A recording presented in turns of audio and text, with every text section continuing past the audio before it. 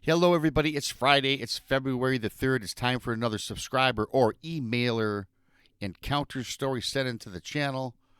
Of course, I am Bigfoot Mystery Rob. Please subscribe. This story, you guys, is fantastic. It's really cool. I enjoyed it. I enjoyed it immensely. I hope you do too. I think it's got a message, and it's kind of refreshing.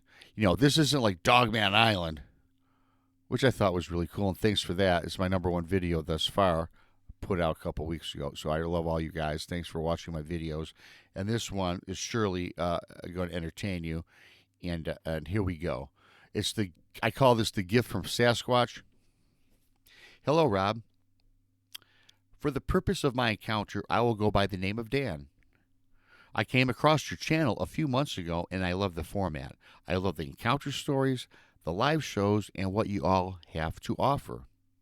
You, Tex, and Jason provide quality information with your individual styles and do provide a sense of humor, interjected brilliantly with sometimes subject matter that sometimes can get a little dark. That is appreciated and really the reason for this email. I feel safe and confident. I do not participate in chat. I often listen to the replays when my schedule allows that. Thank you very much for the awesome compliment. I'm glad you found us, and I'm glad that we can be of service and that I can provide your story. I live outside of the Flathead National Forest in Montana, Flathead County. I have a beautiful cabin on 25 acres. Although it's 2,000 square feet, that is what my late Uncle Ron called it, the cabin. I inherited the cabin back in 2017 after his passing. I have a gorgeous view of the mountains, of which the Mission Mountain Range is closest. My property is surrounded by the forest, and I fully understand when people claim that they live in God's country. We have a variety of wildlife, predators like the cougar and some black bears. I sometimes often worry about grizzly bears, but I was assured that none were in these parts. So that put my mind at ease. And really, it doesn't matter. I just remember watching documentaries about grizzly attacks, so I think I have just a little phobia. I do have deer, elk, moose, other four-legged mammals freely roaming around my acreage, and I also include cattle that was left to me from my deceased Uncle Ron. My Uncle Ron told me that one day this would all be mine. He introduced me to the First Nations of the Flathead Reservation, several miles away. I do believe he wanted to feel assured that I had a relationship with the people of the reservation for the day of his eventual passing. He wanted me not to feel alone, I had always suspected. My sister had passed at an early age. Both of my parents had also passed, leaving me the only living blood relative for Uncle to pass on his possessions. He also knew of my love for Sasquatch or Bigfoot. I prefer Sasquatch when referring to these keepers of the land, as the First Nations of Flathead would call them. They told me this would be the respectful way to address them. I had started Sasquatch research in the early 2000s after having my first encounter. While hunting with a friend in Montana about 50 miles west of Flathead, it was brief, but not one to forget, talking about his first encounter. I was up in my tree stand when I heard a bipedal footfall coming from behind my stand. I found it to be very strange, as this was a solid thumping or crashing onto the ground. The sounds got louder. I looked directly down to see a very large animal covered in black hair. Well, I thought it was some sort of bear. However, I know that bears don't walk, and this was extremely tall. 5 feet past the front of my tree stand, the creature stopped, looked up, and almost acted surprised to see me. And it spun around in almost one full stride, disappeared back from the way it entered. It looked human-like, yet odd.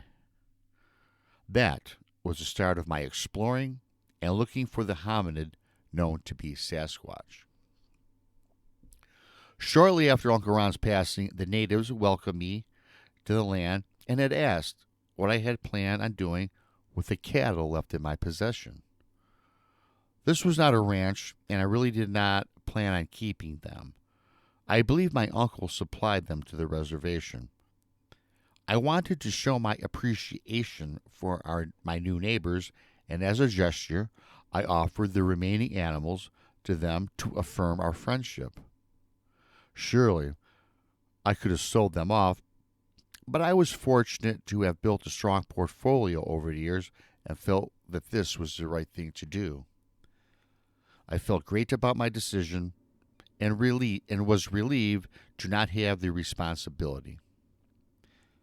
We struck up an agreement that the remaining cattle would be depleted over a 2 to 4 month period, and actually there were only 4 cows and 2 steer that remained. My uncle slowly started to stop replenishing his inventory with his health in decline, and it was becoming too much work. 1 month into living at the cabin, it all started. I woke up early one morning and noticed that both steer were gone. I had contacted the reservation and asked if they had already started the removal of cattle a little bit early. I did not care, yet I thought it was odd that I was not informed prior. In speaking with an elder of the reservation, I was told that they had not been to my home and most certainly would have contacted me if they had decided to process or start this early. The elder, I will simply call John, did find it strange and came to my property to look around. We both went to where the cattle grazed and took note of 2 sets of footprints. They measured to be 23 inches long by 6.5 inches wide. Clearly, there were 2 sets, as an additional track measuring 21 by 5 inches wide were also found. John uttered Sasquatch. I am floored. Did I look out to have Sasquatch near my property? Do I have a research area firmly implanted in my own backyard? I gushed out to John, "Really, John?" He affirmed to me, yes. Elder John also knew of my research and said that I had been the chosen one. John had told me that things would now be different. He told me that I am here for a reason and that the verbal agreement with the Flathead Reservation could not be honored out of respect for the Sasquatch. He suggested that they now hold claim to the cattle and that they were now entitled with the passing of Uncle Ron. I stood in awe of this. I still can't process what is now happening or what I'm being told. Did my uncle know about Sasquatch near the property? What a gift I certainly was left with. I then asked Elder John if he knew about this. He smiled and said, "Of course, I knew." I asked, "What does this all mean? Why did my uncle not tell me of this, knowing my love for Sasquatch?" He only replies, "There are reasons for everything, and the unspoken word has power." He assured me that my newfound friends will now protect me and watch over me, just as they did for my uncle and his tribal community. The following 4 months had passed, and you guessed it, all the remaining cattle were taken from my property. They also left their tracks on every visit. Sadly, after taking what the Sasquatch claimed, I never again found a track, nor have I had a sighting. I researched my property to no avail. Then, 2 years later, I hear a rustling of heavy walking on my backyard deck that awakens me around 5 o'clock in the morning. Then, the walking stopped. I get out of bed and rush outside to my deck. In my amazement, Placed in a single file row are 6 cleanly polished skulls, which included 4 cows and 2 steer. I jump off my deck and look around for tracks. Again, not surprisingly, I found what I was looking for. The same footprints that first appeared on my property when this journey first started. I am forever grateful to my uncle and my First Nations friends. I consider myself a lucky man. My only concern now, without having any blood relatives alive, is what becomes of my property after I leave this earth.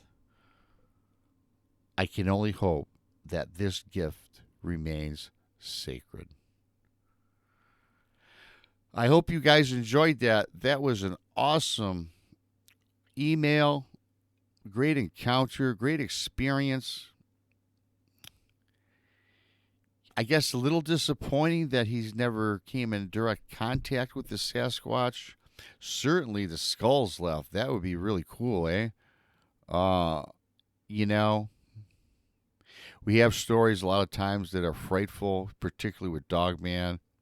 And a lot of the Sasquatch tales are about maybe walking the road or just running through a camp. But this had some sort of, this struck me. This has some, kind of resonates that not all beings are out there to scare us or ward us away. In fact, these Sasquatch welcomed this guy. They've been there all along. I'm sure the uncle knew about him, but for whatever reason did not tell his nephew. So I just thought it was a great story. I hope you enjoyed that. Really briefly, I left in the community page on my YouTube channel, I left you guys a question of how often you want to hear these stories. 50 people voted. I'm going to wait till I get 100 votes so I can make a determination. With that being said, I love you all. I appreciate you guys tuning into the channel and watching the show. Until next time, this is Bigfoot, Michigan Rob. Please share me out and have a great weekend.